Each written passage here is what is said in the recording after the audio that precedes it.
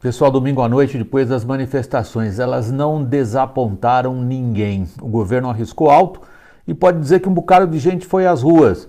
Não estrondosamente às ruas, mas uma comparação essa manifestação consegue suportar em relação aos do dia 15. Afinal de contas, foi em boa parte pelo medo de manifestações capitaneadas pela esquerda ou aproveitadas pela esquerda que o governo resolveu convocar esse, digamos, protesto a favor, as manifestações a favor. E não desapontou também aqueles que acharam que o governo assumiu um risco muito alto e que não foi capaz de demonstrar nas ruas uma força tão superior a ponto de encurralar o Congresso e o Judiciário de forma definitiva. Em outras palavras, o que essas manifestações vão trazer do ponto de vista da política brasileira é mais do mesmo.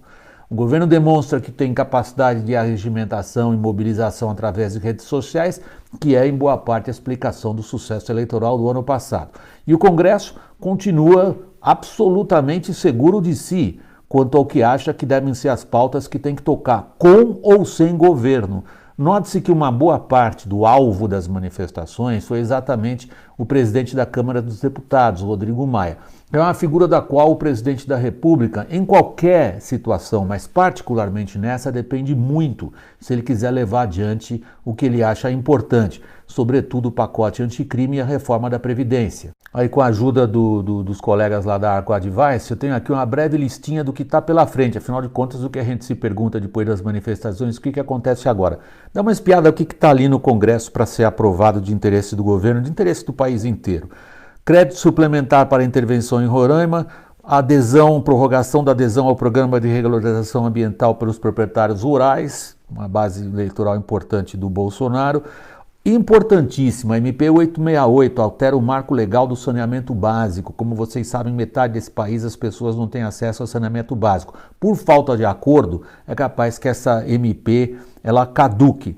Combate a fraudes na concessão de benefícios do INSS, a MP 871.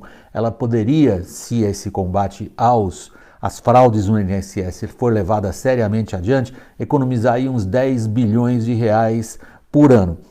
Outra coisa importante que o Congresso está tocando, com ou sem governo, uma própria agenda de simplificação tributária.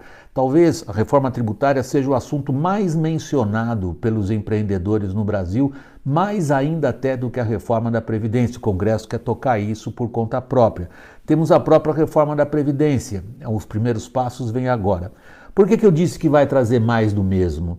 Porque nenhum desses assuntos de relevância conseguem ser levados ou por um ou pelo outro, mas o Congresso tem demonstrado que ele é capaz de impor a sua própria agenda.